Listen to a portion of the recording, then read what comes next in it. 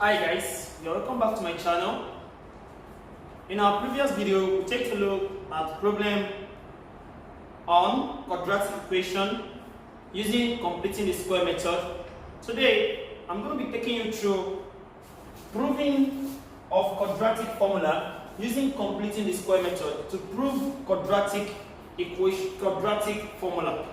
All together. If you are new to my channel, don't forget, click on the subscribe button below to subscribe to my channel and click on the like button to like my video. And also try to share my video with your friends so that they can also enjoy this kind of beautiful videos. All together, thank you. Now, in this case here, I'm going to be showing you the same step that is required in proving this quadratic equation. Now, don't forget that the general quadratic equation is AS, let me start from here, AS squared plus BS plus C equals to 0. This is the general quadratic equation, quadratic formula that we, the general quadratic equation that we have. Now, the step number 1 in solving using completing the square method is to make sure that the coefficient of the constant coefficient is moved to the right hand side of the equation. We will be having AS squared plus BS equals to negative of C. That is step number 1. Step number 2 is that make the coefficient of S squared to be equals to 1. The coefficient of S squared in this case here is A. I can make it to be equals to 1 by dividing all through by A. So if I divide by A, I should be having S squared left here plus B over A S equals minus C over A. Now, I've gotten to another new step. Let's take this as my equation 2. This is my equation 1. Now, the next step that is required here is to find half of the coefficient. Or let me say, is to multiply half to the coefficient of S. Now, if you check here, what is the coefficient of S here? Coefficient of S is equals to plus B over A. This is the coefficient of X in this equation here. Now, the next thing we said that we should find, multiply half to the coefficient of S. If I multiply half to it, that means I'll be having half times coefficients of S. That should be equals to half times B over A, which should give rise to B over 2A. I think I'm successful with that also. That is step number 3. The next step that we're going to go through here is that after you multiply half to the coefficient of S, take the square of the half coefficient of S. This is half coefficient of S. Take its square. So if I say square of half coefficients of S, that will be equals to, that should be equals to B all over 2A into square. I think I've been able to break down this step for you into pieces. Now, the next step that is required here is now, after I've done all this to this equation, don't forget that this coefficient here, or let me say this expression here has been used. My new equation that I'll be having now is S squared equals to minus C all over A. Let's take this as our equation 3. Why? Because we've already made use of the expression B over AS. I've made use of the what? The coefficient of this expression.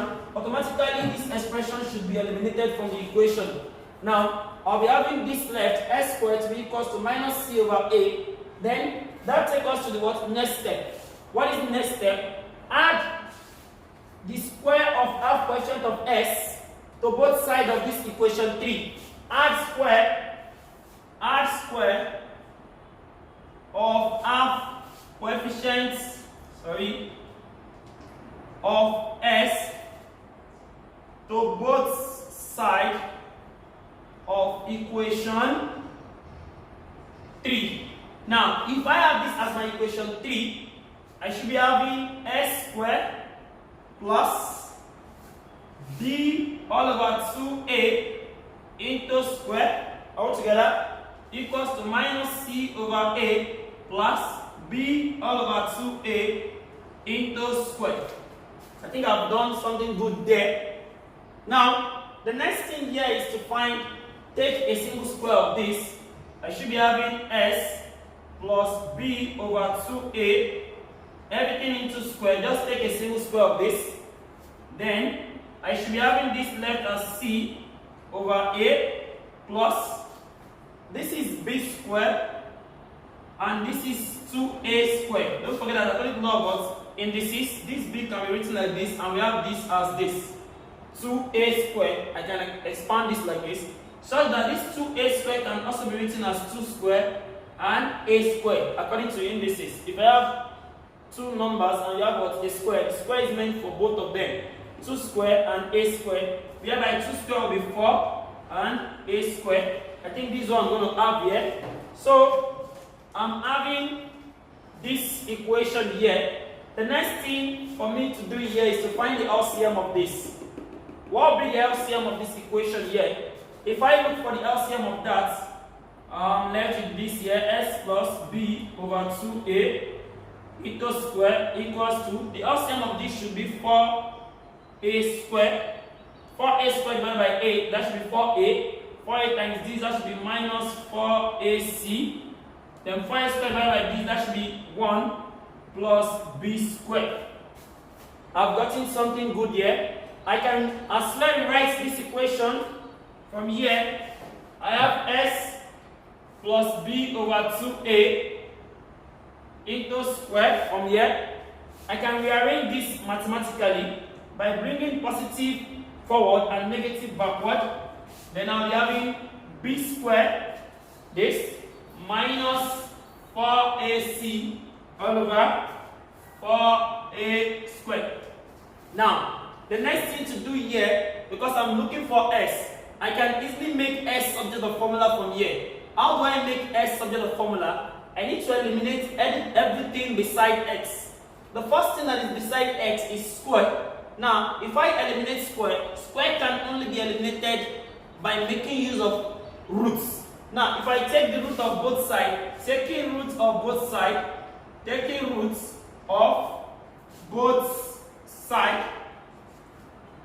root of this equation here is s plus b over 2a into square, and the square root of this is b squared minus 4ac over 4a squared.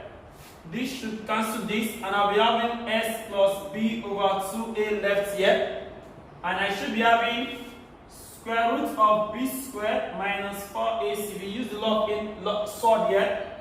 All over square root of 4a squared should be 2a. If I take the square root of 4a squared, I should be having square root of 4 times square root of a squared. And this square will cancel this to give me 2a. Now, I think I've gotten something great from there. Now, I can as well find my s here by eliminating this, taking to the left hand side. Please don't forget, when I take the square root of this, I have plus or minus. So there should be plus or minus in this place also. Now, taking this to the other side, I'll be having negative of b over 2a altogether, plus or minus, that is here already, square root of b squared of minus 4ac all over 2a. This one I'm going to be having an expression. We make s a formula from here. My plus b over 2a will be moved to the other side. That will be subtracting that from both sides. I'll be having minus b over 2a. Now, if I look for the LCM of this, the LCM should be 2a. 2a divided by 2a, I'll be having minus b plus or minus 2 divided by this is 1. That is square root of b squared minus 4ac. That is my value of x. Now, I've gotten this equation, which is otherwise known as almighty equation. All together, that is what we call it in mathematics, but we know it as what? Quadratic formula. All together. Now I have s is equal to minus b plus or minus square root of b squared minus 4ac over 2a. Let me give you one intriguing part of this equation. You see this square root part of this equation, which is root of this part b squared minus 4ac, that is here. This b squared minus 4ac, it is otherwise known as discriminates. This part can be used to determine if an equation has a real root or the equation does not have any single root. We can use this part also to determine the nature of the roots that the quadratic equation is going to give to us. If the roots that the quadratic equation is going to give to us is going to be equal roots, this thing can be used to determine it. And we can also use to determine if the root is going to be what? A complex root, or the root is an unequal root. Let me give you, for instance, how do we make use of this? That b squared minus 4ac, I said it is known as the discriminant. Discriminant is b squared minus 4ac. Now, I can make use of this discriminant to check for a quadratic expression, for the quadratic equation, before solving it. Now, if my discriminant is greater than 0, it simply shows that the equation, the quadratic equation will have a real roots, but they are unequal. Let's say unequal real roots. That's what it's going to have. We are going to have an unequal real root. This one by unequal. Just like the example that I got in my previous, maybe the two roots of the quadratic equation, one is 2 or 3. These are what we call unequal real roots. It is real, but it is what? Unequal. And again, these are what I can also get a fraction in it. So if my d is greater than 0, you can even test before you solve any quadratic equation.